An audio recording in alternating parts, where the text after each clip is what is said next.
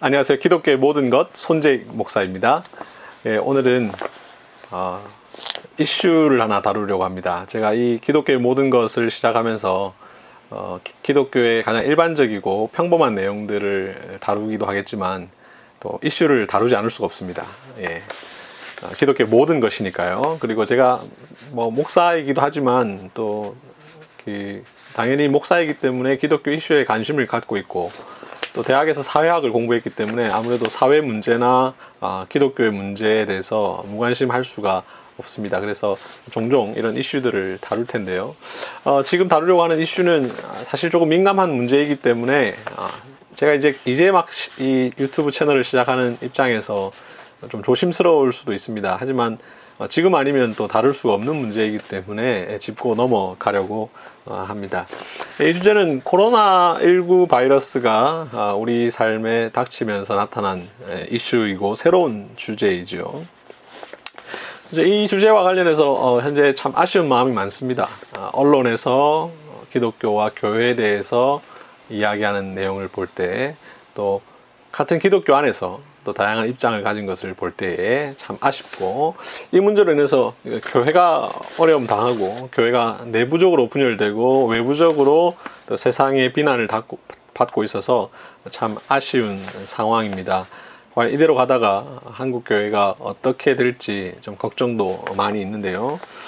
이 문제에 대해서 언론에서 이야기하는 내용, 몇몇 기독교를 대표한다는 분들의 이야기를 좀 들어보면 별로 썩 와닿지 않을 때도 많이 있습니다. 또 기독교회가 지금 하고 있는 여러 행태들을 볼 때에 조금 아쉬운 면들도 많이 있는데요. 그래서 이 문제에 대해서 꼭 다뤄야겠다는 생각을 했습니다. 이 문제에 대해서 많은 분들이 이야기를 하지만 정확한 이야기를 안 하는 경우들이 많이 있는데, 그러면 지금 이 영상을 녹화하고 있는 당신은 이 부분에 대해서 얼마나 알고 있느냐, 이런 의문을 가지실 수도 있겠습니다. 물론 저는 전문적인 신학자는 아니지만 그래도 이 주제가 아니라더라도 예배와 관련해서 책을 썼는데요. 특강 예배 모범이라고 하는 책을 2018년도에 출간한 바 있습니다. 우리 흑곤북수에서 나온 책이죠. 예배에 대해서 제가 책을 쓴 바가 있기 때문에 이 주제를 아예 모르는 사람이다라고 하기에는 그럴 수 있죠. 그래서 이 부분을 먼저 말씀을 드리고요. 저는 이 대면 예배냐 비대면 예배냐 이런 구분을 하고 있다는 것 자체가 조금은 아쉽습니다. 어떤 아쉬움이냐면 용어 자체에 대한 먼저 아쉬움인데요. 사실 대면 예배냐 비대면 예배, 이거는 우리 기독교회에서 만들어낸 용어는 아닌 것으로 제가 알고 있습니다. 또 우리가 하고 있는 예배의 그 개념을 잘 담기에는 좀 부족한 용어가 아닌가 싶습니다. 아마 이 용어는 처음에 언론에서 먼저 나오기 시작한 것으로 보이는데요. 언론에서 먼저 나오다 보니까 이제 정부에서도 이 표현을 사용하고 있고, 또 이제 많은 사람들이 이 표현을 아무렇지도 않게 사용하고 있는데, 물론 이 표현을 통해서 우리가 무슨 이야기를 하고자 하는지는 알지만 우리 기독교회 예배를 잘 설명하기에는 조금 부족한 면이 있지 않나, 이런 생각을 합니다. 그래서 먼저 이 용어에 대해서 조금 정리를 할 필요가 있겠습니다. 비대면이냐 대면이냐, 이 말은 얼굴을 마주보고 예배하느냐 아니면 얼굴 안 보고 예배하냐, 이건데 이해는 되지만 사실 지금 현재 상황은 다시 얼굴을 보고 예배하냐 안 하냐의 문제가 아니라 한 교회가 함께 모여서 예배를 드리느냐 아니냐, 이것이죠. 그리고 예배를 단순히 우리가 하나님과의 수직적인 관계로서의 예배는 아니거든요. 만약 그렇다면 각자 집에서 예배를 드려도 되겠죠. 늘 평소에도요. 근데 그게 아니고 우리가 함께 모여서 성도와 서로 교제하고 또 함께 서로 권면하고 이런 부분들도 다 포함하는 것이 예배이기 때문에 우리가 함께 모이지 못하는 것에 대한 아쉬움이 있는 것이죠. 그래서 대면 예배냐 비대면 예배냐 이렇게 말하는 것은 조금 어색하고, 또 한 가지 우리가 온라인으로 예배한다라고 하지 않습니까? 지금 유튜브 영상이나 혹은 다른 영상이나 혹은 녹음된 파일을 통해서 예배를 드리는데, 이것이 사실은 기독교회의 역사 속에서 생소한 부분이고 당연히 생소할 수밖에 없죠.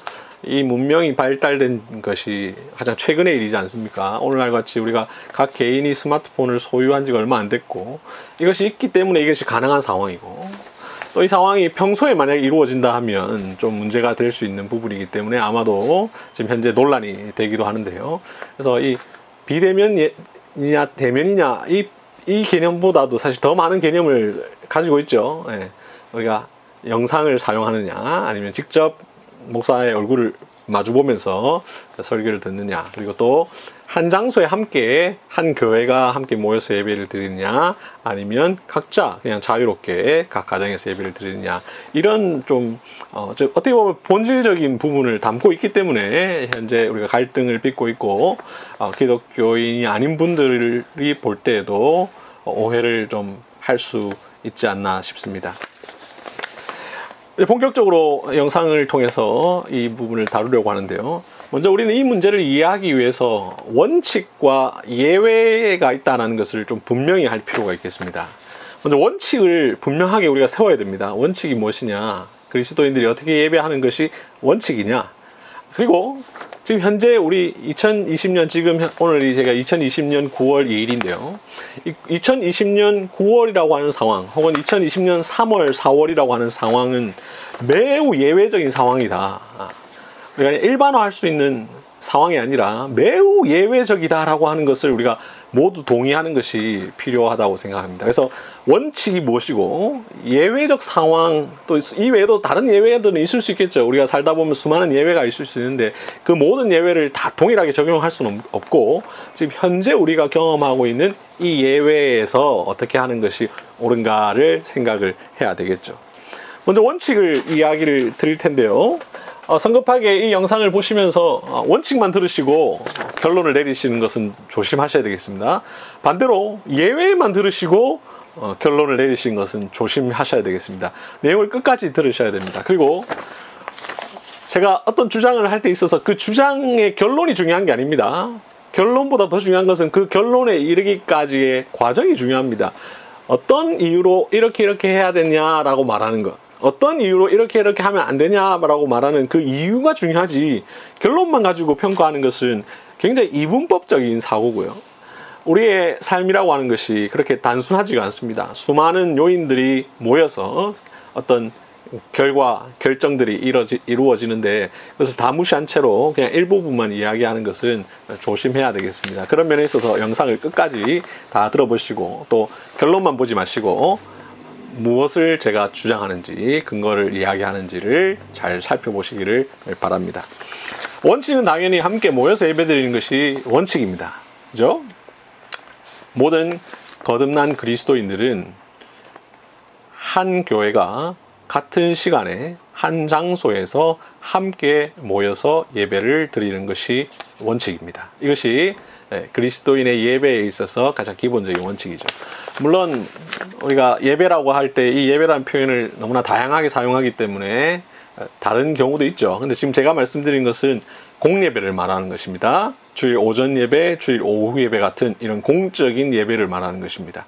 그 외에 우리 가정에서 뭐 기도할 수도 있고요. 가정에서 예배들을 드릴 수도 있고, 개인적으로 혼자 길을 가다가 찬송을 부를 수도 있죠. 그런 것도 우리가 예배라고 부르는 경우도 있지만 지금 여기에서 다루는 문제는 그런 문제가 아니죠.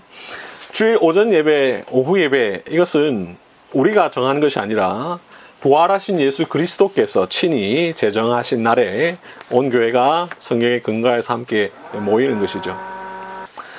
성경에 보면 분명히 모여서 예배해야 될 것을 말씀하고 있는데요. 제가 몇 구절을 읽어드리겠습니다. 사도행전 2장 42절, 44절, 46절, 에베소서 5장 19절, 골로새서 3장 16절입니다. 제가 찾아서 읽어드리도록 하겠습니다. 사도행전 2장 42절. 그들이 사도의 가르침을 받아 서로 교제하고 떡을 떼며 오로지 기도하기를 힘쓰니라. 44절. 믿는 사람이 다 함께 있어 모든 물건을 서로 통용하고. 46절. 날마다 마음을 같이하여 성전에 모이기를 힘쓰고 집에서 떡을 떼며 기쁨과 순전한 마음으로 음식을 먹고. 이 구절을 보면 분명히 서로 교제한다고 했습니다. 이 교제란 함께 모여서 하는 것이죠. 믿는 사람이 다 함께 있어, 함께 있는 것입니다. 날마다 마음을 같이하여 모이기를 힘쓰고 모이는 것이죠. 성경이 분명 우리가 함께 모여서 예배를 드려야 된다는 것을 말씀하고 있습니다. 우리 각 개인의 삶 속에서 흩어져서 각자 하나님을 찬송하다가 하나님께서, 우리 주님께서 직접 제정하신 거룩한 주의 날에 함께 모여서 예배하는 것은 성경적이고 성경이 우리에게 분명하게 이야기하고 있는 것이죠. 만약 모여서 예배를 안 드려도 된다라고 말을 해버리면 교회가 필요 없습니다. 뭐 굳이 교회를 이 땅에 세웁니까? 그냥 각자 알아서 신앙생활하죠. 그냥 개인의 경건만 추구하고요. 성경이 우리에게 그렇게 말한 적이 없고 교회는 분명 존재하고 함께 모여서 예배를 드려야 되죠. 그래서 기독교 신앙을 단순히 어떤 개인적 경건을 추구하는 어떤 이런 신비적인 종교로 생각해서 모이지 않아도 된다라고 단정지어서 것을 늘 조심해야 됩니다. 특별히 우리 코로나19와 상관없이 한국교회 2000년대 들어오면서 소위 가나안 신앙, 가나안 신앙 다 아시죠? 안나가 신앙을 추구하시는 분들이 많이 존재하면서 특별히 이 문제에 대해서 한국교회가 굉장히 심각한 문제를 갖고 있는데요. 물론 이 책임이 누구에게 있느냐까지 다루면 이게 너무 복잡해지고요. 어쨌든 교회를 나가지 않고 혼자서 신앙생활하는 부분은 분명히 잘못된 것이죠. 성경은 우리에게 그렇게 이야기를 한 적이 없습니다. 에베소서 5장 19절도 마찬가지고요. 골로새서 3장 16절도 마찬가지입니다. 서로 함께 모여서 피차 권면하고 교제하라는 것을 성경이 우리에게 분명하게 이야기하고 있죠. 히브리서에도 보면 모이기를 패하는 어떤 자들의 습관과 같이 하지 말라고 분명하게 이야기를 하고 있습니다. 자, 그런데 저는 여기서 한 가지를 또 지적하고 싶습니다. 과연 그러면 오늘날 한국교회가 이 모여서 예배드리는 일에 있어서 소위 이른바 비대면 예배와 차이가 없었느냐, 이 부분을 한번 생각해 봐야 됩니다. 여러분, 우리가 한 장소에서 예배를 드린다라고 할 때에 그냥 장소성이 중요한 게 아닙니다. 그죠? 뭐 몇십만 명이 있는 한 곳에서 모여서 예배 드린다. 예, 그러면 집에서 예배 드리는 거하고 별 다를 바 없죠. 예.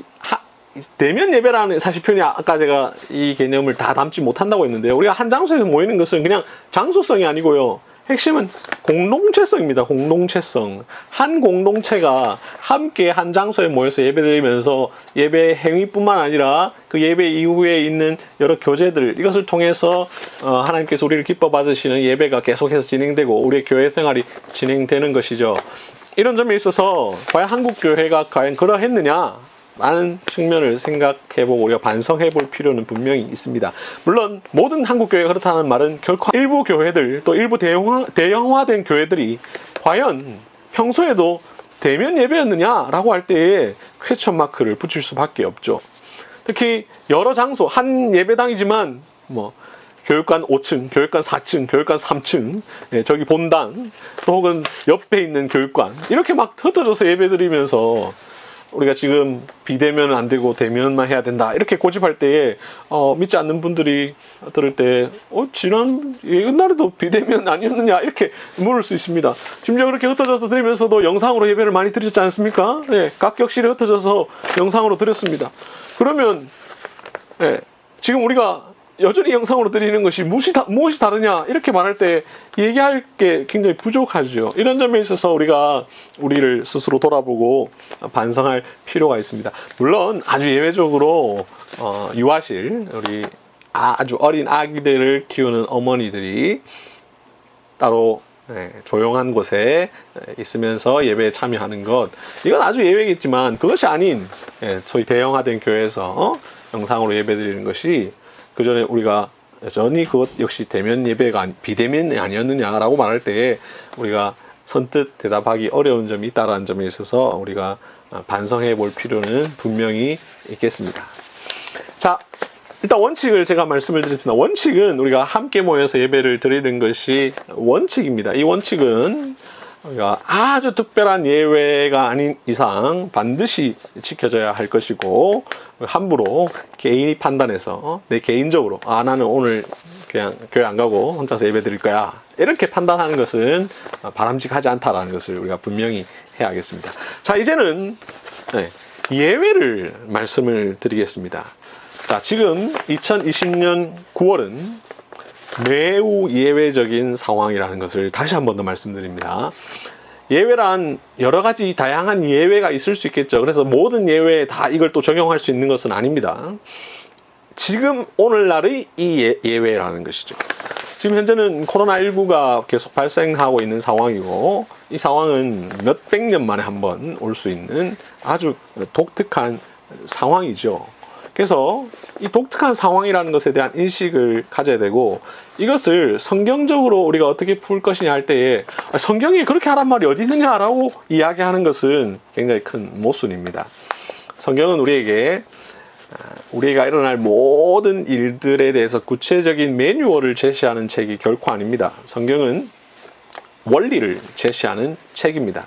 그리고 성경에 없는 내용은 하나님께서 우리에게 주신 성경만 아니라 교리와 교회 역사와 더 나아가 하나님께서 우리에게 주신 이성, 일반적인 매우 평범한 이성과 상식에 근거해서 판단해야 됩니다. 하나님은 성경을 우리에게 주실 때에 매뉴얼로 주셔서 우리로 하여금 로봇처럼 움직이도록 하지 않으시고 하나님의 말씀에 근거해서 우리가 잘 판단할 수 있도록 하셨습니다. 그래서 사실은 신학자가 있는 것이고 또 설교자가 있는 것이고 목회자가 있는 것이고 우리 개개인 성도들이 어떤 문제에 대해서 회의를 하기도 하는 것이죠. 만약 그렇지 않다면 매뉴얼 같은 성경을 딱 펼쳐서 이야기하면 될 것입니다. 또 만약 그렇게 성경이 매뉴얼처럼 만들어졌다면 현재 우리가 갖고 있는 이 성경의 몇백 배의 두께가 되어야 될 것입니다. 하나님께서는 그렇게 하기를 원치 않으셔서 이렇게 원리만 제시해 주셨고, 우리의 나머지 부분은 하나님께서 허락하신 직부자인 신학자들이나 목회자들을 통해서 판단되어야 되고, 뿐만 아니라 우리 개개인 성도들이 잘 판단해서 결정을 해야 됩니다. 그래서 이 성경은 예외적인 상황을 일일이 명시한 것은 아니다라는 점을 생각하면서 성경을 가지고 막 찾으려고 하는 것은 조심해야 합니다. 현재 우리는 매우 특별한 예외적 상황을 갖고 있습니다. 뭐냐면 코로나19라는 바이러스죠. 이 바이러스의 독특한 특성을 생각해 볼 필요가 있는데요. 우리가 바이러스가 있다고 해서 다 예외를 적용하는 것은 아니죠. 이 바이러스가 가진 또 독특한 특성을 우리가 잘 생각을 해야 됩니다.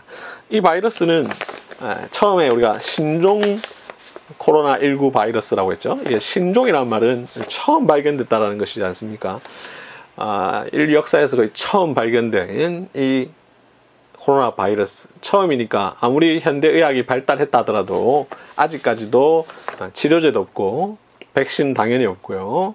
또 정확한 전파 경로를 알기가 어렵습니다. 물론 어느 정도 우리가 비말을 통해서 감염된다 이런 것들은 알지만 이 비말을 통해서 감염되는데 실내에서는 어떻게 감염되고 이걸 잘 모른다는 거죠. 우리 그냥 대충 어느 정도 추측을 하는 것뿐입니다.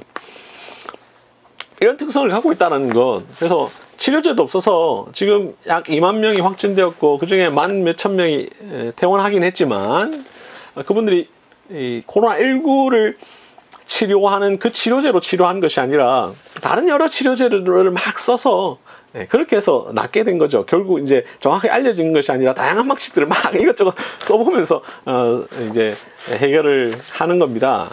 그리고 그렇게 해서 나으신 분도 있지만 사망에 이르시는 분들도 있죠. 분명히 현재까지 한 300여 명 사망에 이르신 분들이 있는데 사망에 이르신 분들은 굉장히 참 안타까운 일이고 또 치료돼서 나오신 분들 계시지만 그분들이 치료를 잘 못 받아서 결국 사망할 수도 있는 것입니다. 그리고 지금처럼 이렇게 확진자의 숫자를 잘 관리해서 병상 숫자를 어느 정도 관리하니까 그렇지, 만약에 이게 폭발적으로 증가를 해버리면 의료 체계가 붕괴가 되어버려서 사람들을 더 이상 수용할 수 없게 되고 그러면 더 많은 사망자가 나올 수밖에 없는 그런 신종 바이러스죠. 게다가 이 두 가지를 특별히 더 생각해야 되는데, 하나는 무증상입니다. 무증상. 내가 걸렸는지 안 걸렸는지를 아무도 알 수 없다라는 거죠. 그 테스트를 해보지 않는 이상, 확진 검사를 하지 않는 이상 내가 걸렸는지 아닌지를 절대로 알 수 없다라는 겁니다. 그리고 그 무증상 상태에서, 두 번째입니다. 이 무증상 상태에서 다른 사람에게 감염을 시킬 수 있다라고 하는 점. 이게 이제 이 바이러스의 가장 이제 우리를 힘들게 만드는 거지 않습니까? 증상이 있을 때만 감염시킨다 하면, 증상이 있을 때만 집에 있으면 됩니다. 증상이 있을 때만 마스크 쓰면 되고요. 증상이 있을 때만 사람들을 안 만나면 됩니다. 그러나 이 바이러스는 무증상 감염입니다. 그래서 나만 걸리면 상관없어요. 저도 예를 들면 저는 아직 젊기도 하지만 저는 뭐 걸려도 됩니다. 걸려서 혹 하늘나라 가도 됩니다. 그런데 문제는 제가 걸리자마자 바로 죽어버리면 되는데, 걸리는 동안, 걸리고 나서 돌아다니면서 사람들에게 옮길 수가 있는 것이죠. 그러면 나는 살지만 나로부터 감염된 사람이 죽을 수도 있는 것이죠. 뿐만 아니라 지금 이 코로나 바이러스를 너무 확산시키는 것을 막기 위해서 여러 가지로 폐쇄도 하고, 그죠? 하는 일을 하는데, 만약 내가 누군가에게 옮겼습니다. 근데 그 사람이 또 무증상 상태로 또 다른 사람에게 옮겼습니다. 그러면 제가 전혀 알지 못하는 누군가가 큰 피해를 봅니다. 그 개인만 피해를 보는 게 아니고요. 그 사람이 다니는 직장이 폐쇄되고, 2주간 자가 격리를 해야 되고, 그 결과 수많은 경제적인 피해, 우리가 가늠하기 어려운 천문학적인 피해를 볼 수도 있죠. 또 한 사람을 치료하는데 현재 한 2천만 원 정도 들다고 하지 않습니까? 이런 많은 피해를 보기 때문에 이런 특별한 예외라는 것이죠. 이 특별한 예외 속에서 과연 우리가 어떻게 해야 되느냐 할 때를 생각해야 되지, 원칙만 가지고 이야기하는 것은 조심해야 할 필요가 있습니다. 그래서 이런 예외적 상황 속에서 우리가 함께 모이지 못하는 특별한 상황이 있다는 것이죠. 또 이 외에도 무조건 우리가 코로나19가 3월부터죠. 한 2월 말부터 본격적으로, 정확하게는 1월부터지만 본격적으로 시작되면서 지금 9월까지 왔지만, 모든 기간을 비대면일이, 소위 제가 이제 이 표현은 틀렸다고 했지만 편의상 쓰겠습니다. 비대면을 계속 하는 게 아니죠. 확진자의 숫자가 어느 정도 비율 이상이 되었을 때 관리하기 위해서 그 확진자의 숫자가 기하급수적으로 N차 감염을 통해서 기하급수적으로 늘어나는 것을 막기 위해서 일시적으로 우리가 불가피하게 정부의 요청에 근거해서 하는 것이라는 점에 있어서 우리가 비대면으로 부득불하는 것이다 라는 것을 꼭 생각할 필요가 있겠습니다. 그래서 이 예외라는 것은 늘 적용할 수도 없는 것이고, 아주 독특한 상황에서 적용해야 되는데, 그 예외가 언제냐 할 때는 하나님께서 주신 지혜를 따라서, 또 정부가 우리에게 어떤 제공해주는 정보에 근거해서 잘 따르는 것이 필요하겠죠. 자, 이 상황 속에서도 지금 2020년 9월 2일 한 2주 동안 여러 교회들이 여전히 함께 모여서 예배를 드렸는데요. 저는 그 문제에 대해서도 그냥 단편적으로 모이면 나쁜 교회고 안 모이면 괜찮은 교회고, 이런 단순한 논리로 이분법적으로 이야기하는 것은 저는 좀 바람직하지 않다고 생각을 하고요. 물론 이제 현재 상황이 좀 복잡하기 때문에 이걸 단순하게 평가는 할 수 없습니다. 근데 이제 왜 모이는지, 왜 안 모이는지가 저마다 다 다양한 이유가 있을 수가 있어요. 그래서 그걸 획일적으로 모였으니까 나쁘다라고 말할 수는 없는데, 그 이유가 무엇인지를 가지고 좀 한번 분석을 좀 해보려고 합니다. 어떤 분들은 이렇게 생각할 수도 있습니다. 저도 약간 그런 생각을 초기에 가졌습니다. 8월 23일 날 예배를 드릴까 말까 고민할 때에 무슨 고민이냐면, 이 코로나19가 사실 1, 2주로 끝날 건 아니지 않습니까? 그죠? 아마 빨라야 내년 말이라고 하는데요. 2021년 12월까지 하고 그게 빠른 거잖아요. 그렇게 치면 이렇게 자주 예배를 중단할 수 있느냐, 우리가 조심하면서, 최대한 조심하면서 드리고, 사람이 사실 최대한 조심했는데도 걸리는 건 어쩔 수 없지 않습니까? 그죠? 최대한 조심했는데 교통사고 났다, 그건 나쁘다고 할 수 없잖아요. 마찬가지로 최대한 조심하면서 일상생활을 하면서 감염됐다, 이 사람들을 우리가 다 비난할 수는 없는 거거든요. 그래서 최대한 조심하면서 하면 되지 않겠느냐. 또 실제로 걸린 사람보다 안 걸린 사람이 훨씬 더 많으니까 안 걸릴 수 있지 않겠느냐, 이런 마음으로 이제 조심하면서 하면 어떨까, 이런 생각을 가지시는 분들이 충분히 있을 수 있습니다. 그죠?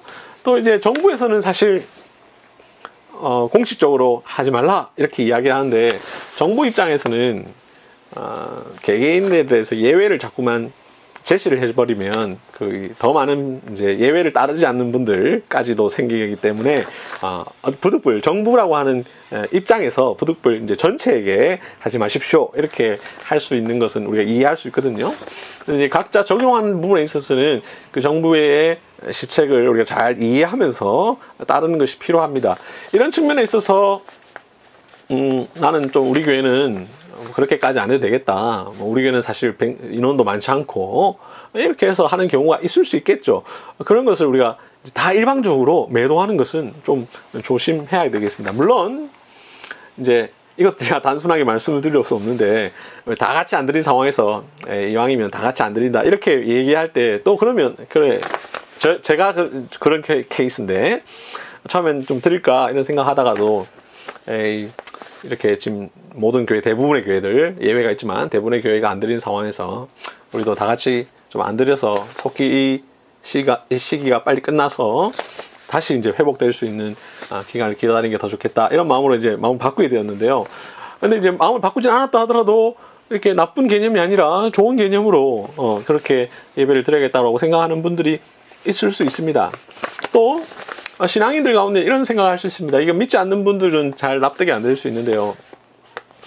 일상생활도 다 하고 있는데 직장도 가고 다 하고 있는데 신자에게 예배란 굉장히 일상생활 같은데 그냥 그죠? 몸에 팍 배어있는 일상생활 같으니까 일상생활도 다 금지했으면 아무것도 하지 말라고. 지금 현재 이제 이번 주 같은 경우는 좀 이제 더 동의될 수 있겠죠. 이번 주는 제가 살고 있는 이 서울의 경우에 일상을 다 멈춰 달라고 정부에서 서울시에서 이제 부탁을 했죠. 그래서 프랜차이즈 커피숍도 이제 배달만 되고 배달이나 테이크아웃만 되고 뭐 이런 상황까지 갔을 때는 이제 좀 달라질 수 있는데 그게 아닌 뭐 일상생활 사람들 다 하고 있는데 성도가 일상생활 하는 것까지도 안 하면 되겠느냐 이런 생각을 하시는 분들이 있을 수 있습니다. 자, 이건 굉장히 복잡한 문제이기 때문에 이걸 단순하게 이해할 수는 없는 거죠. 이런 상황에서 예배를 드려야 되지 않겠는가? 뭐 조심하면서 그죠? 조심 안 하면서가 아니라 조심하면서 이런 마음을 가질 수 있는 분들도 있고요. 또 이 교회가 처한 상황이 다양할 수 있습니다. 보통 우리가 흔히 이 가톨릭, 흔히 말하는 천주교는 왜 다 안 하는데 왜 개신교는 하는 데도 있고 안 하는 데도 있냐 이렇게 말씀을 하시는 분들 많은데 천주교는 뭐 언론에서는 뭐 위에서 지시하면 다 따르는 구조라서 그렇다라고 얘기하는데 물론 그런 것도 있겠지만 천주교는 보시면 알겠지만 교회의 사이즈가 성당의 사이즈가 거의 비슷합니다. 완벽한 교구제를 채택하고 있기 때문에 서울에 있는 어느 성당과 지방 중소도시에 있는 어느 성당의 사이즈가 거의 비슷합니다. 그러니까 뭐 한 500명, 한 600명 이렇게 모이는 성당들이니까 어떤 느낌을 가지냐면 이 정도 숫자는 안 모여야 된다라는 판단을 하게 되는 거죠. 근데 교회는 사이즈가 굉장히 다양해요. 위치하고 있는 도시도 굉장히 다양하고 그러면 예를 들어 어느 시골에 있는 아주 시골에 있는 인구 밀도도 굉장히 낮아서 사람 간의 접촉도 굉장히 작고 지금까지도 확진자가 한 명도 안 나온 이런 시골에 있는 한 20명 모이는 교회가 뭐 우리까지 굳이 예배를 지금 안 드릴 필요가 있겠느냐 이런 판단을 할 수는 있는 거죠. 정부 입장에서는 그런 예외를 그런 구애는 해도 됩니다 이렇게 해버리면 너무 복잡해지니까 정부 입장에서는 하지 마십시오라고 전체적으로 명령한다 하더라도 교회 입장에서는 그렇게 할 수도 있다라는 거죠. 그런 것들을 우리가 충분히 저는 이제 물론 여기 이렇게 말씀드리면 이것까지도 안 된다라고 말씀하시는 분도 계실 텐데 우리가 너그럽게 이해를 할 때 충분히 그런 경우도 있을 수 있고요. 그리고 인간의 삶이란 그렇게 단순하지가 않습니다. 굉장히 복잡하고 다양한 이유가 있고 우리가 흔히 뇌피셜이라고 하지 않습니까? 어떤 결론을 내기까지 다양한 생각들 그리고 다양한 이유들이 있을 수 있습니다. 그래서 단순하게 표현하는 것은 조심해야 됩니다. 그래서 저는 이 최근 언론 보도도 참 안타까운데요. 어떻게 알았는지 예배드리고 있는 교회를 꼭 찾아가가지고 수많은 교회가 안 드리고 있음에도 불구하고 거기에 대해서는 조명하지 않고 아주 몇몇 교회가 예배드리는 것만을 딱 짚어서 그 사정도 정확하게 밝히지 않고, 물론 밝혀서 이제 드러내는 경우도 있지만 밝히지 않고 하면서 막 지적하는 교회들이 있는데, 그것은 굉장히 아쉬운 마음이 있습니다. 이 외에도 또 다른 이유로 예배를 지속하는 교회들이 있죠.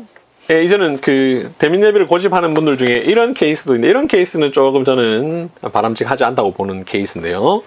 뭐냐면 정부를 반대하기 때문에, 현 정부를 싫어하기 때문에 우리는 대면 예배를 고수하겠다. 이런 것은 조금 우리가 지나치지 않나 생각을 해봅니다. 저는 현 정부에 대해서 반감을 충분히 가질 수도 있다고 생각하고요. 누구든지 또 지지하지 않을 수도 있습니다. 뭐 어떤 그리스도인들이 다양한 정치적 견해를 가질 수 있는 것은 충분히 자유이고, 또 그것은 누구나 가질 수 있는 거지 않습니까? 민주사회에서. 그래서 현 정부를 반대할 수도 있고요, 싫어할 수도 있습니다. 자, 그런데 반대하는 것과 이 감염병 예방 수칙을 지키는 것과는 별개의 문제죠. 자, 예를 들어 보겠습니다. 나는 지금 정부가 너무 싫어. 그러니까 앞으로 신호등 안 지킬래. 나는 현 정부가 너무 싫어. 나 군대 안 갈래. 나 현 정부가 너무 싫어. 불법 유턴할래. 말이 됩니까? 안 되죠. 현 정부가 싫은 것과 행정적인 것에 대해서 법을 지키는 것과는 별개의 문제죠. 물론 이제 마음의 반감을 가질 수 있겠죠. 마음의 반감을 가질 수 있지만 겉으로 지키는 일은 해야 됩니다. 그걸 안 하는 것은 이거는 전혀 맞지 않죠. 그리고 그렇게 하면 현 정부를 반대하는 것이 별로 설득력도 없고요. 근데 정부를 반대하니까 나는 안 되겠다. 이것은 너무나 맞지 않습니다. 최근에 그런 기사를 봤습니다. 이 뉴스엔조이에 실린 기사인데요. 서울희망교회의 김용국 목사님이란 분이 하신 말씀입니다. 아마 페이스북에 올리신 것 같아요. 희망교회 오늘 주일 예배 후 식사. 오늘도 4명이 새로 왔습니다. 종교 탄압 문재인 정권의 대항 차원입니다. 뭐 이게 종교 탄압이라고 볼 수도 있는지 모르겠습니다만, 탄압하려면 아마 코로나19와 상관없이 탄압을 했겠죠. 근데 이제 지금은 코로나19라는 매우 특별한 상황 속에서 한국교회가 이제 잘 지키면 좋은데 안 지키고, 또 안 지킬 뿐만 아니라 너무 많은 교회에서 터지니까, 그죠? 성당이나 불교절에서도 터지긴 했지만, 그것은 물론 제가 언론 기사만을 볼 때 횟수로, 빈도로 볼 때는 개신교에 비해서 비율이 굉장히 현저히 적은데, 만약 그것도 많아졌다면 동일하게 이제 조치를 취했을 텐데요. 개신교 비율이 훨씬 너무 많아지다 보니까, 물론 이제 이렇게 말씀드리면 어떤 분도 아니다라고 얘기하시는데, 뭐 수치적으로 보면 우리 뉴스에 뜨는 걸 보면 많기는 많습니다. 확실히 서울에서도 터지고, 고양, 용인, 수원, 성남, 부산, 뭐 창원, 창원은 교회가 안 터졌던 것 같습니다. 어쨌든 여러 군데, 광주, 뭐 곳곳에 터지지 않습니까? 곳곳에 터지고 있는 상황에서 하지 말라고 부탁한 상황을 가지고 난 현 정부가 싫어서, 현 정부에 반대하기 위해서 이렇게 하는 것은 조금 맞지가 않죠. 현 정부에 반대하는 건 반대하는 대로 하고, 그 일은 하고, 또 우리가 감염병 예방 수칙을 잘 지켜서 아까 말씀드린 그 예외적 상황을 우리가 잘 이해하면서 지키는 것이 필요하겠죠. 그 외에도 또 이런 분들이 있는 것 같습니다. 소위 성경문자주의자들입니다. 성경문자주의자들, 그리고 신비주의자들인데요. 시편에 보면 하나님께서 전염병으로부터 우리를 지켜주실 것이라는 말씀이 나오는데요. 아마 그 구절을 가지고 그리스도인들은 전염병에 안 걸린다, 뭐 이런 말을 하면서 예배 드려도 된다, 마스크를 안 써도 된다, 이렇게 하시는 분들 있는 것 같아요. 그리고 신비주의자들, 어떤 보도에 그런 게 있었죠.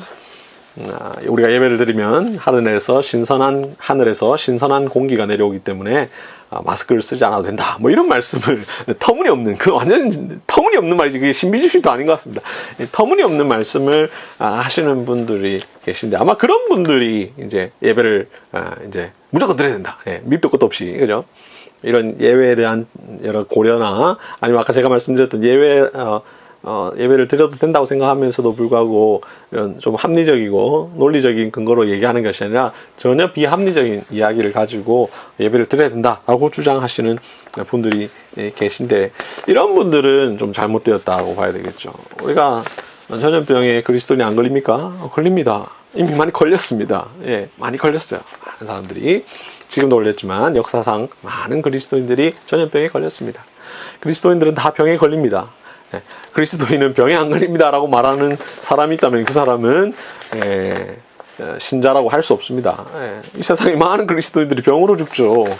병에 걸립니다. 병에 안 걸릴 수 없습니다. 뭐 그리스도인 중에 병원 안 가는 분이 있습니까? 감기 때문에도 병원 가고요. 병에 다 걸리죠. 병에 안 걸린다. 이건 전혀 맞지도 않고 무성경 문자주의 혹은 신비주의자들입니다. 제가 볼 때 이제 최근에 이 확진자들이 많이 터지는 교회들 다 그렇진 않겠지만 그 중에 상당수는 저는 아마도 이런 신비주의 혹은 성경 문자주의에 빠지신 분들이 모인 교회들이 많이 터지지 않나. 이건 일반화할 수 없습니다. 일반화하면 절대로 안 됩니다. 그렇지 않나라는 생각을 한번 해봅니다. 우리가 분명히 마스크를 잘 쓰고 예배를 드린다면 걸릴 확률이 거의 없는데 왜 이렇게 많이 터지느냐. 아마도 이런 분들이 많이 있는 것 같은데 이런 경우는 이분들이 예배 시간에만 그러지 않았을 것 같아요. 그 교회 교인들이 평소 생활할 때도 막 안 쓰고 다녔을 것 같아요. 그러니까 교회에서 터진다는 건 사실 어디서 밖에서 걸려서 교회에 와서 전염시키는 거지 않습니까? 그 사람이 뭐 자연 발생으로 이 코로나에 걸리는 건 아니니까 평소에도 이제 잘 안 쓰고 다니니까 이런 사건을 경험하게 되는 것이죠. 또 이런 분들이 있습니다. 외골수 분들이 있죠. 우리 살다 보면 대화가 안 통하는 외골수들인데 외골수이면서 막 고집하는 분들이 있을 것 같아요. 그런 분 경우는 좀 바람직하지 않죠. 밑도 끝도 없이 아무런 논리도 없이 하는 것은 맞지 않습니다. 제가 지난 영상에서도 앞에 내용에서도 말씀을 드렸습니다만 이 어떤 결론이 중요한 게 아니라 그 결론에 이르기까지의 과정이 중요하다고 했습니다. 그 이유와 논리가 중요하다고 했는데 그래서 단순하게 판단하는 것은 우리가 조심해야 하겠습니다. 자, 그러면서 이제 저는 몇 가지 좀 조심해야 될 부분들도 말씀을 드리고 가겠습니다. 분명히 아까 말씀드린 것처럼 지금은 아주 예외적인 상황입니다. 예외적인 상황. 이 이야기를 잘 모르시면 앞에 부분을 다시 한번 다 들어보시면 이해가 되실 텐데요. 매우 예외적인 상황이기 때문에 이것은 일반화하면 안 됩니다. 그렇기 때문에 이 예외적인 상황이라는 것을 분명히 알 필요가 있는데 저는 최근에 어떤 인터뷰 기사를 읽고 좀 깜짝 놀랐는데요. 물론 저는 인터뷰 기사를 100% 신뢰하진 않습니다. 왜냐하면 이 언론이라는 것이 인터뷰를 한 10분 해놓고 딱 중간에 잘라가지고 자기 하고 싶은 이야기를 인용하는 경우들이 종종 있거든요. 대표적으로 최근에도 있었던 것 같아요. 그 한교총이죠. 한교총하고 여러 한국교회 지도자들이 청와대에 가서 문재인 대통령과 대화를 나누었습니다. 그때 통합 측의 김태영 총회장이신 목사님께서 모두 발언 때 적어가신 것을 가지고 이렇게 발언을 하셨는데 아주 조금은 왜 이런 이야기를 하셨을까 싶은 내용이 보도가 됐어요. 그래서 언론 타이틀에도 보면 대통령 만나서도 비대면 예배 고수 뭐 이런 제목으로 떴던데요. 저는 그 목사님에 대해서 이제 제가 잘은 모르지만 그렇게까지 말씀하실 분은 아닐 거라고 생각을 했는데 그런 기사가 나와서 좀 의아했는데요. 아니나 다를까 최근에 그분께서 청와대에서 하신 말씀의 전문이 공개가 됐습니다. 전체 하신 이야기. 역시나 앞뒤 잘라먹고 얘기하더라고요. 앞에는 분명히 어떤 정중하게 이야기를 하셨고 한국교회가 잘못한 부분에 대해서 분명하게 이야기를 하셨습니다. 그러면서 어떤 교회 입장을 이야기했는데 언론에서는 앞뒤를 다 잘라먹고 교회가 마치 이런 자기들 입장만 내세운 것처럼 그렇게 보도가 되었던데요. 김근주 교수가 최근에 연합뉴스와 인터뷰한 기사가 있습니다. 이 기사를 제가 아래 링크에 달아둘 텐데요. 김태형 목사님이 하신 발언도 제가 링크를 달아두도록 하겠습니다. 김근주 교수라는 분, 기독연구원 느헤미야의 교수님이신데 이분이 이렇게 이야기했습니다. 8월 30일인 것 같아요. 성경에서 대면으로 예배를 보라는 근거는 없다고 단언하며 이거 좀 이상하죠? 하나님을 만나는 것은 어차피 비대면이라고 했다. 예, 여기까지도. 구약을 전공한 김 교수는 이날 연합뉴스 전화 인터뷰에서 이렇게 전하며 하나님은 눈에 보이지 않고 기독교인들은 그간 하나님을 비대면으로 만나오지 않았느냐. 하나님을 교회에서 대면하느냐 비대면하느냐는 의미가 없다고 지적했다. 이어 함께 예배를 드리는 사람과 만나서 하느냐 아니면 온라인으로 하느냐의 문제인데 같이 옆에 앉아서 노래도 드리고 하면 최고겠으나 이렇게 표현하는 건 좀 그렇죠. 성경에 근거해 그렇게 말할 수 있는 근거는 없다고 본다고 설명했다. 그는 전염병 상황인데 만나서 이야기 나누고 대면을 고집하는 일은 어리석은 일이라고 몰아붙였다. 그러면서 사도 바울이 멀리 떨어져 있는 교회 신도들에게 편지를 보냈듯이 지금은 떨어진 채로 카톡이나 이메일로 서로 격려하고 고립되지 않도록 모색해야 할 때라며 이것도 너무 안 맞죠. 사도 바울이 편지를 보낸 것과 그건 예배가 아니거든요. 편지를 보낸 거지. 교회에서 공동체는 정말 중요하나 만나서 하기 어려운 상황이니 못 만나는 상황에서라도 공동체를 유지하자는 얘기라고 덧붙였다. 뒷부분은 좀 그런데 다 보면 너무 말이 안 되는 표현이에요. 성경에서 대면으로 예배를 보라는 근거는 없다. 예. 물론 대면이라는 표현이 이제 공동체를 말하겠죠. 함께 모여서. 그런 근거 없습니까? 성경이 엄청나게 많은데요. 하나님을 만나는 것은 어차피 비대면이라고 했다. 예. 그 말 쓸 수 있겠지만, 그거는 개인적으로는 그렇지만, 우리 공동체적으로는 비대면이 아니거든요. 함께죠. 예. 구약학을 전공한 김 교수는, 하나님은 눈에 보이지 않고 기독교인들은 그간 하나님을 비대면으로 만나오지 않았느냐, 하나님을 교회에서 대면하느냐 비대면하냐는 의미가 없다. 이렇게까지 표현한 것은 본인의 의사를 전달하는 데 있어서 너무 지나친 표현이 아닌가 싶습니다. 이분이 언론과 인터뷰를 한두 번 해본 건 아니실 텐데 자기의 발언이 어떻게 잘릴 것이며 어떻게 보도될 것인지를 충분히 아신다면, 만약 이대로 이야기하셨다면 이분의 신학이 좀 심각하게 문제가 있지 않나 싶은데요. 저는 사실 이분의 신학을 잘은 모르지만 이분의 책, 이 구약으로 읽는 부활신앙이라는 책을 저는 이분의 관심 때문에 산 책은 아니고 부활신앙을 정말 구약에서 어떻게 말하고 있는지 알고 싶어서 읽었는데 뜨아했습니다. 예. 전혀 동의할 수 없는 내용들이 너무 많아가지고요. 이분이 정통신학자라는 생각을 하기가 좀 어렵던데. 그래서 저는 이분이 기독교를 과연 대표할 수 있는가, 이분이 어느 교회에 출석하고 계신지, 교수시긴 하지만 또 개인적으로 신앙생활을 하실 텐데 어느 교회에 출석을 하시면서 예배를 드리고 계신지 의문이 들었는데요. 이런 무리한 주장을 하는 것은 우리가 조심해야 합니다. 예. 제가 오늘 이 영상에서 말씀드린 것처럼 원칙도 있고 예외도 있고 그 예외가 어떤 때에 적용되고 이것이 분명하게 있어야지 예외를 이야기하기 위해서 원칙까지 무시해버리는 것은, 우리가 이 코로나19가 언젠가 끝날 텐데요. 이 끝나고 나면 어떻게 할지도 우리가 생각을 하고 이야기해야 되지 않겠습니까? 저는 이 코로나19가 끝나면 반드시 함께 모이는 예배가 회복돼야 된다고 생각되고, 어떤 이유로든 또 다른 예외가 있을 수 있겠지만 어떤 이유로든 일반적인 평범한 상황 속에서 각 개인이 개인의 판단에 따라서 주일 예배를 온라인으로 대체하는 것은 결코 바람직하지 않다는 것을 저는 분명히 말씀을 드립니다.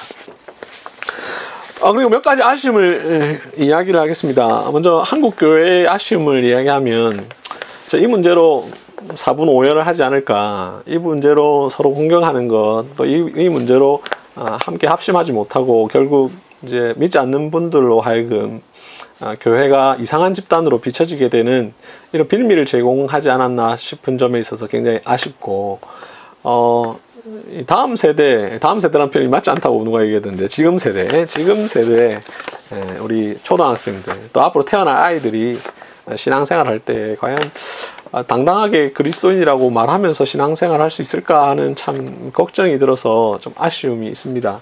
그래서 이 난국을 어떻게 헤쳐나가야 될까, 이런 마음을 또 갖고요. 언론의 행태에 대해서 참 아쉬움이 같습니다.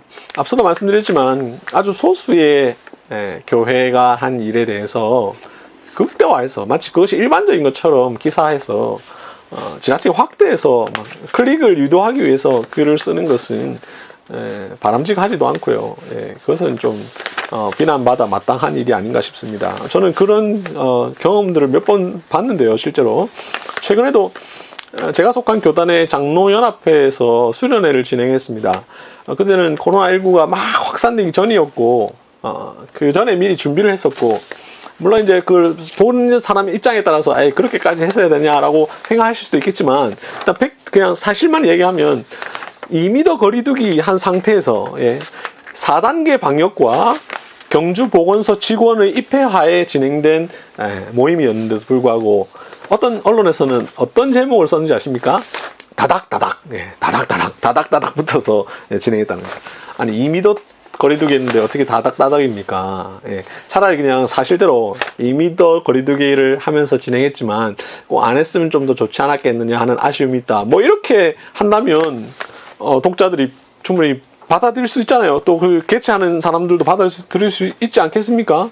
그런 비난 정도는 감수할 수도 있다고 말할 수 있지 않겠습니까? 그런데 다닥다닥, 다닥다닥이 전혀 아니었는데 이런 언론의 행태가 참 아쉽고요. 또 하나는 그 정부에 대한 좀 아쉬움도 사실은 있습니다. 정부 입장을 이해 못하는 바도 아닙니다. 코로나19가 계속해서 교회에서 많이 터지다 보니까 8월 23일 직전에 급하게 정부가 교회가 다 드리지 말라고 일종의 명령의 형태로 교회에 요구한 것은 참 아쉬운 점이라고 할 수는 분명히 있습니다. 왜냐하면 정부가 그 부분을 모르지 않을 텐데 우리 그리스도인들은, 개신교 신자들은 교회의 정치와 국가의 정치가 분리된다는 것을 분명하게 믿고 있습니다. 그러니까 교회의 사사로운 일들에 대해서 교회가 간섭할 수 없다, 교회의 일에 대해서 정부가 간섭하면 안 된다라는 이런 입장을 갖고 있거든요. 예를 들어 뭐 목사의 숫자의 문제, 요즘 뭐 의대 정원의 문제지만 목사의 숫자의 문제, 뭐 장로의 선택의 문제, 교회가 예배를 드릴까 말까를 결정하는 문제, 이거는 교회가 결정할 수 있는 고유의 권한이거든요. 자, 그런 것을 정부가 잘 알고 있다면 정부에서 이렇게 교회에 요청하고 그 요청을 교회가 받아들여서 교회가 결정하게 하는 이런 구도로 갔으면 좀 더 모양새가 좋지 않았을까 하는 아쉬움이 있습니다. 저는 정부가 교회를 핍박하고자 하는 목적이 있다고 생각하지는 않습니다. 왜냐하면 국무위원들 중에 그리스도인들이 있거든요. 제가 정확하게 알고 있는 건 아니지만 이미 알려진 대로 정세균 국무총리의 경우에 세문안교회의 성도이고 집사인 걸로 알고 있고요. 서리 집사인 걸로 알고 있고, 문체부 장관도 온누리교회 안수집사로 제가 알고 있습니다. 그리고 통일부 장관 이인영 씨도 그 꽃동산교회, 서울 꽃동산교회 안수집사인 것으로 제가 알고 있습니다. 그 외에도 또 뭐 제가 모든 국무위원회 종교를 다 알고 있는 것은 아니니까 정확하게 더는 모르지만 아마 그 중에 또 그리스도인들이 있을 가능성들이 많이 있는데요. 그래서 정부를 교회를 핍박하는 목적으로 그렇게 하지는 않았을 거라고 보고요. 아쉬운 점은 그런 분들도 다 그리스도인들이라면 교회를 모르지 않을 텐데 이왕이면 잡음을 줄이기 위해서, 그리고 또 교회가 적극적으로 잘 따르도록 할 수 있는 방향을 이끌어내기 위해서는 정부가 먼저 요청을 합니다. 이렇게 해주시면 좋겠습니다. 다른 종교랑 차별하기 위해서가 아니라 교회 중심으로 좀 많이 퍼지다 보니까 양해를 부탁드립니다. 그리고 정확하게 몇 주 딱 하고 그 다음부터는 또 자유롭게 하셔도 됩니다. 다만 방역 수칙을 잘 지켜주시면 됩니다. 그리고 교회는 알겠습니다. 우리도 그렇게 안 하는 것을 우리가 좋아하지만 정부의 상황을 우리가 좀 이해하고 매우 특별한 상황이라는 점을 꼭 주지시켜 주신 뒤에 우리가 하면 따르겠습니다 해서 했으면 더 이제 모양새가 좋고 또 아마 반발하는 교회의 숫자가 훨씬 더 줄어들지 않았을까 하는 아쉬움도 조금은 있습니다. 이제 마지막으로 코로나가 지속된 지 제법 되었음에도 불구하고 이 문제로 아직까지 논란이 되는 것이 참 안타깝습니다. 물론 초기에 한 3월쯤에 우리가 처음 경험한 일이니까 잘 모르니까 여러 가지 논의들이 나올 수 있겠지만, 이제는 조금 일관되고 좀 분명한 입장들이 단편적으로 그냥 하면 된다 안 된다 이게 아니라 논리적으로 설명을 해서 입장이 나오면 참 좋지 않을까 하는 아쉬움을 가집니다. 기독교회가 다 같이 이렇게 행동했으면 한두 주 안 하고 그냥 빨리 회복되었을 텐데 뭐 그렇게 하지 않다 보니까 어느 교회는 몇 주 동안 예배를 못 드리고 있고, 물론 이제 가정에서 드리지만 어떤 교회는 그냥 다 하고 있고, 그러다 보니까 안 하고 있는 교회만 오히려 손해를 보고 있는 이제 이런 상황도 참 발생하고 있어서 아쉬운데, 우리가 모두가 손해를 다 같이 보고 있는 게 아닌가 하는 생각을 해봅니다. 초기 3월, 4월에 크리스찬 투데이에 길고한 글들이 있습니다. 코로나와 관련해서 예배나 한국 교회가 어떻게 해야 되느냐 이런 것 관련해서 글을 남긴 적이 있는데요. 이 글도 영상 링크를 달아 둘 테니까 확인하시면 여러분들 좋겠습니다. 지금까지 시청해 주셔서 감사합니다.